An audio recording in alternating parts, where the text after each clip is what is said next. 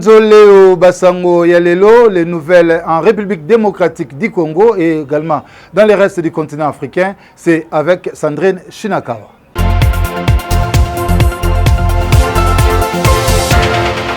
Bonjour à tous. Au sommaire de ce journal, diaspora congolaise, acteur de développement et de lutte contre la pauvreté. C'est le thème du premier forum de la diaspora congolaise. Présent à l'ouverture, le chef de l'État, pour Félix Tshisekedi, la finalité est d'amener à l'adoption des lois sur la nationalité plus souple correspondant aux exigences de développement et des libertés du monde. Les enseignants des écoles primaires vont désormais bénéficier de la prime dite de gratuité dès décembre prochain. Décision du ministre de l'EPST, Tony Mwaba, signalant par ailleurs que le solde de la prime de brousse et le deuxième palier sont pris en charge dans le budget 2022.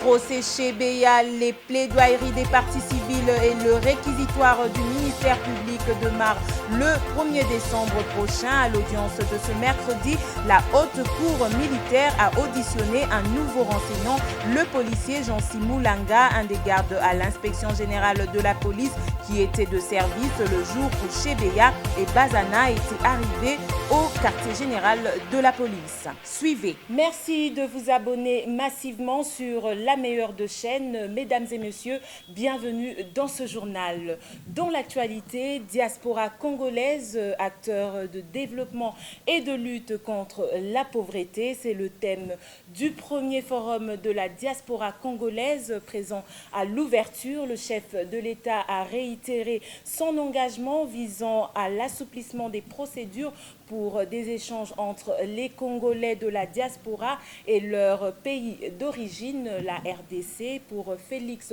Tshisekedi, la finalité est d'amener à l'adoption des lois sur la nationalité plus souple correspondant aux exigences de développement et des libertés du monde.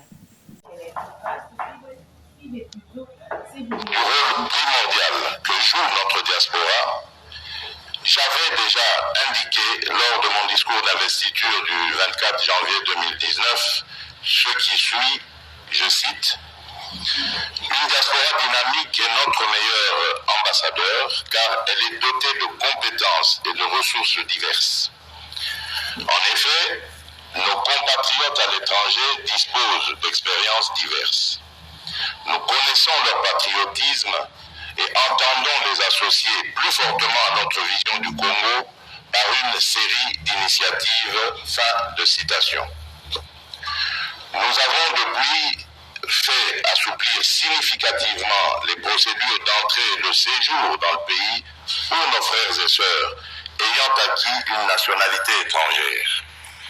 Nous nous sommes employés à travailler sur les conditions propices à l'amélioration du climat des affaires en général, mais aussi sur les spécificités propres à notre diaspora. C'est dans cet ordre d'idées que, depuis l'année dernière, j'ai créé au sein de mon cabinet un service technique spécialisé dénommé Cellule Climat des Affaires, CCA en sigle, dont la mission principale est d'étudier, analyser, évaluer, faire des propositions et prendre des initiatives se rapportant à l'amélioration de l'environnement économique et du climat des affaires dans notre pays. Qu'attend la diaspora congolaise de sa mère patrie et quels sont les problèmes auxquels elle fait face? Suivez plutôt ces vidéos de nos compatriotes vivant à l'étranger. Quand nous sommes à l'étranger, nous pensons à notre pays, à nos familles. N'oubliez pas que nous sommes le premier pourvoyeur des finances dans nos familles respectives. Je suis rectrice à l'université d'Edinburgh en Écosse au Royaume-Uni. Je vous remercie de tout cœur pour votre invitation de prendre part à ces assises tant importantes pour le développement et la lutte contre la pauvreté en RDC. J'aurais bien voulu prendre personnellement part à ces assises. Malheureusement, le contexte actuel ne me permet pas d'effectuer le voyage. Car cela me tient. Je tenais à préparer cet enregistrement d'abord pour remercier M. Judé Badibanga, pour son invitation, ainsi que pour partager ma petite contribution à ce forum. Faire face à la pauvreté est une cause noble. Cela nous permet de combattre les inégalités dans notre société et réduire les gaps qui affectent le marché de l'emploi. Quant à la diaspora congolaise, qui est très impressionnante à travers le monde, il est peut-être temps que le gouvernement congolais crée un cadre de collaboration étroite avec ceux qui ont choisi d'évoluer à l'étranger.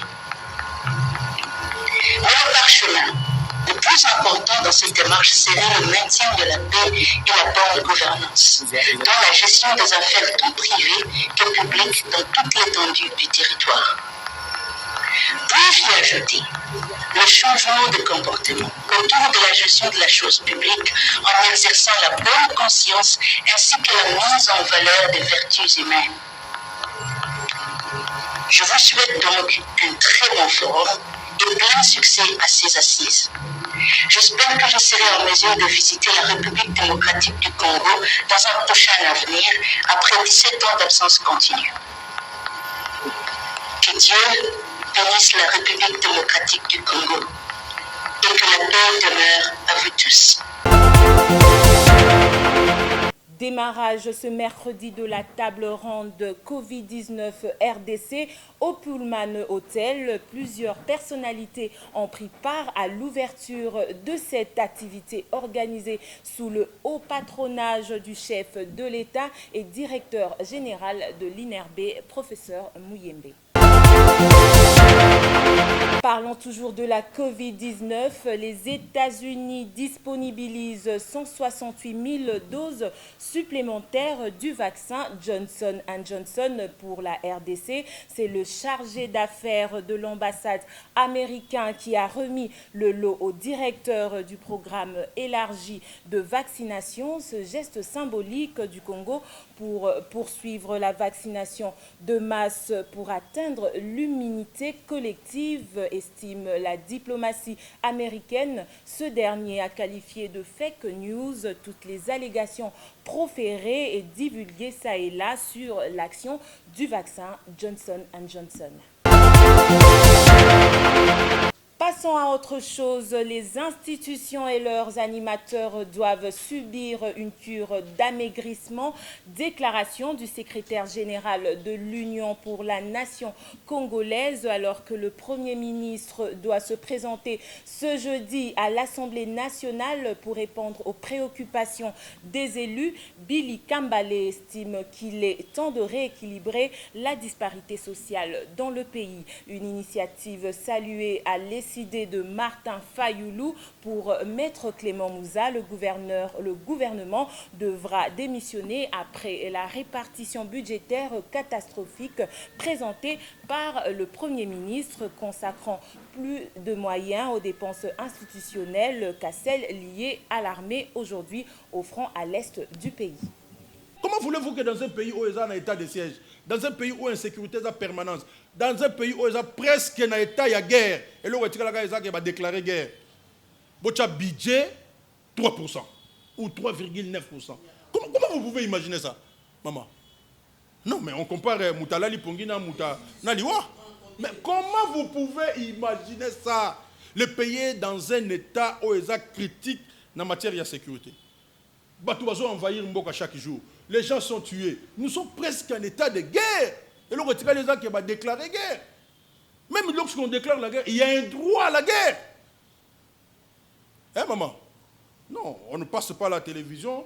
Potoloba. Oh, on a le Bible. Non, ça c'est déjà une bonne proposition. Combien on va récupérer, équilibre Rosal. Mais dans la situation où le Premier ministre vient, il dépose Ninaye, budget naye, alors bien on a pour la makambo talibi tumba yambo kanabiso secrétaire yambo kanabiso 3%. Oh, mais le gouvernement démissionne à la minute qui suit. T'as la bande de quoi on a parlé maman. Mais le gouvernement démissionne. Pour nous appeler ça biso mais michopo ça biso pasi tous les gars na télévision. Pour nous appeler nous ça la pasi tongo bo bimaka po bokena ko luka mboka etambula neni. Mais les vrais bateaux yo bazo bo mamboka bazakuna. Bateau bazo bo mamboka bazakuna 3%. Prime yo pesa bateau na babunda yeza combien? Makambo nyonso bitumba ekutaka cher. Et surtout que bitumba ngo ba Rwandais, ba Ougandais, ba Burundais, ba payer belé kota kuna. Oh guerre bango ba benga asymétrique. Et puis économie économique. C'est-à-dire qu'il y a des minéraux ba là, chinois mo ya kanga place na ye, asala pe plein na ye noto benga na lingala. Moi plein na ye avion pesa wana, l'état kuta yebi na yete, ayo sutuka tango ale fokara ye. C'est ce jeudi 18 novembre que se clôture le congrès mis en œuvre du cadre de dialogue et des contestations entre le Sénat et les assemblées provinciales. Ces assises de 4 jours ont été ouvertes ce lundi dernier par Nana Manouanina, ministre délégué près le président de la République. L'objectif serait de trouver des pistes, des solutions pérennes aux crises récurrentes entre les institutions des provinces de la République démocratique du Congo.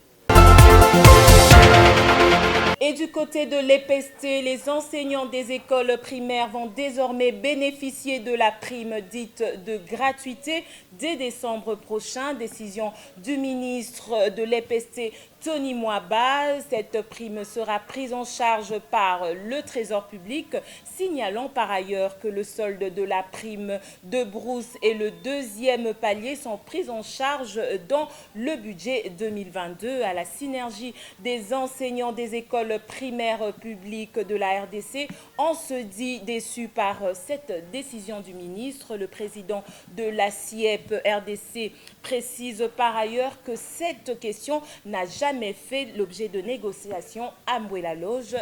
Rigen Itumbi. Vraiment, les enseignants ne seront jamais contents. Je vous assure qu'aucun enseignant depuis ce matin n'est pour cette décision.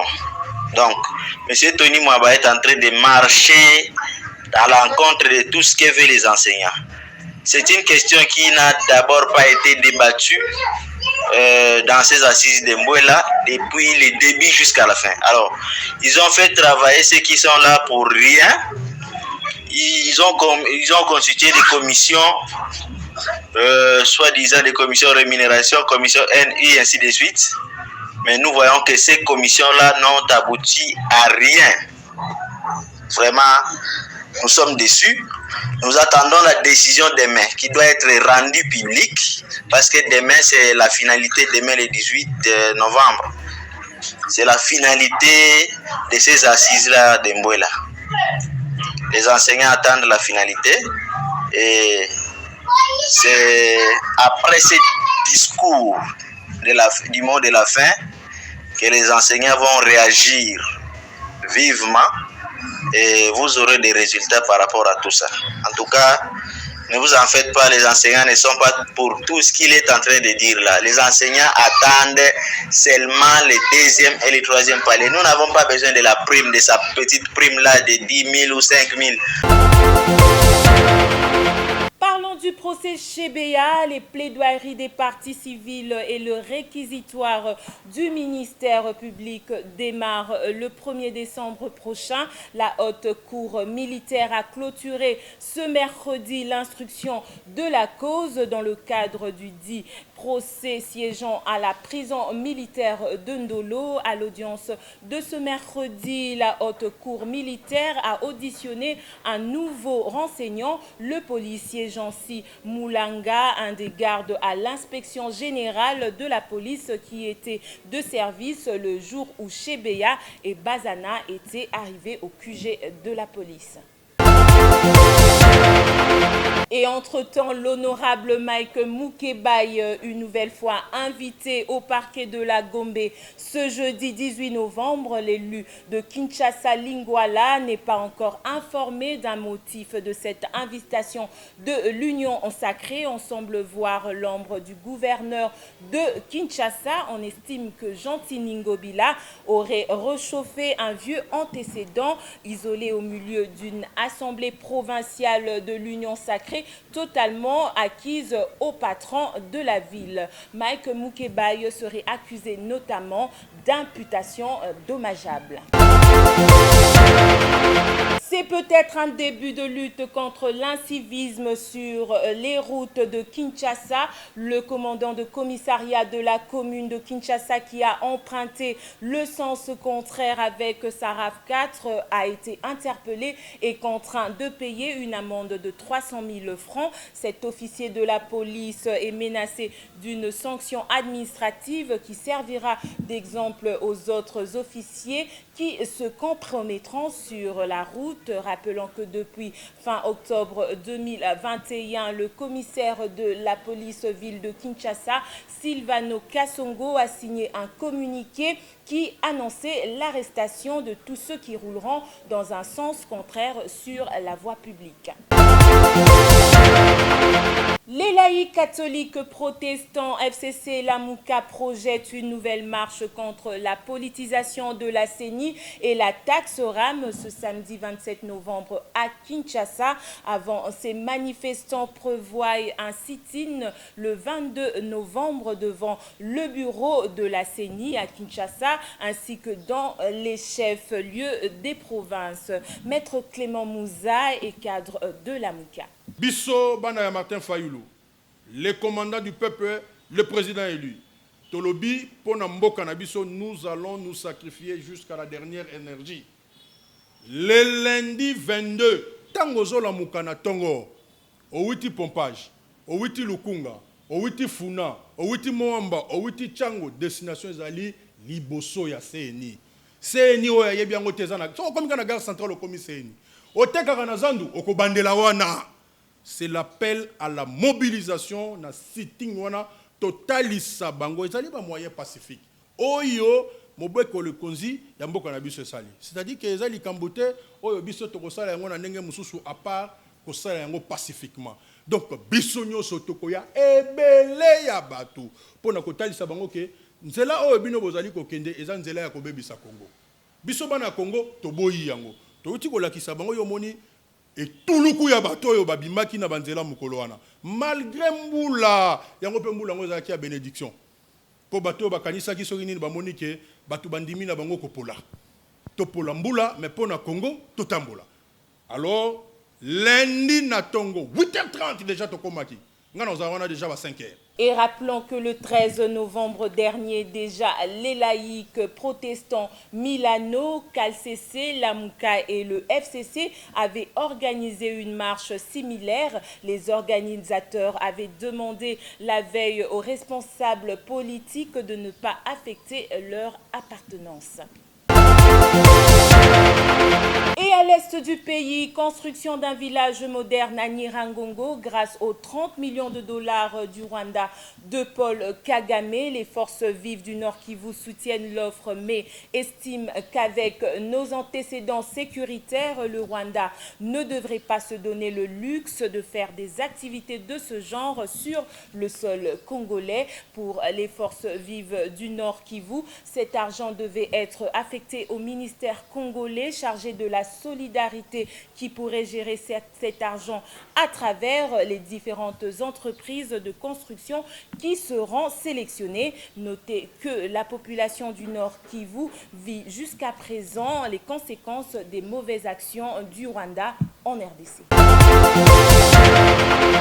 Le projet de M. Kagame portant sur la construction d'un village moderne en RDC doit attirer l'attention de tout le monde et surtout des députés nationaux. Ce village serait un piège, a réagi Jean-Claude Katende, analyste politique sur son compte Twitter, d'où il a décrié la politique de Félix Tshisekedi vis-à-vis du Rwanda. Rappelons que ce projet est une promesse de Paul Kagame, président du Rwanda, à Félix Tshisekedi dans le cadre de l'amitié de deux chefs d'État. Entre-temps, à Kinshasa, après sa visite du mardi dernier, le président Félix Tshisekedi a ordonné le début des travaux de réhabilitation du marché de la Liberté à Massina. Sous une pluie qui a arrosé Kinshasa mardi, le chef de l'État a fait le constat de ce qui restait de ce grand marché construit en 1998 sous Laurent Désiré Kabila. Marchandises calcinées, tôles dévastées, étalages réduits en cendres, Félix Tshisekedi a décidé que les travaux de réhabilitation doivent débuter au plus vite et des dispositions doivent être prises contre les pyromanes. Et à Bukavu, 27 morts, c'est le nouveau bilan du naufrage d'une pirogue motorisée qui a sombré le 11 novembre dernier à Kaleye sur le lac Kivu. Un premier bilan faisait état vendredi 12 novembre dernier des 8 morts et une vingtaine de disparus.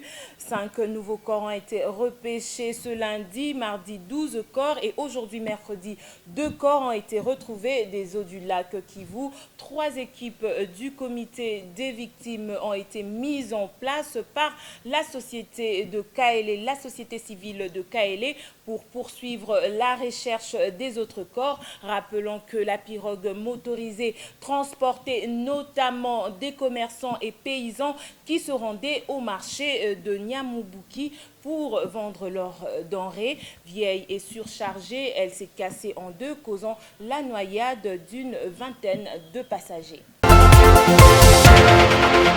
Nouvel incendie enregistré dans la nuit du mardi 16 à ce mercredi 17 novembre 2021 dans la commune de Kadoutou au Cambinam. Le bilan provisoire fait état d'un homme calciné, propriétaire de la maison ravagée par l'incendie. Des biens de valeur ont été consumés par le feu. Une maison a été détruite pour limiter la propagation du feu, rapporte la société civile. La victime vivait seule après s'être séparée d'avec sa femme et ses enfants.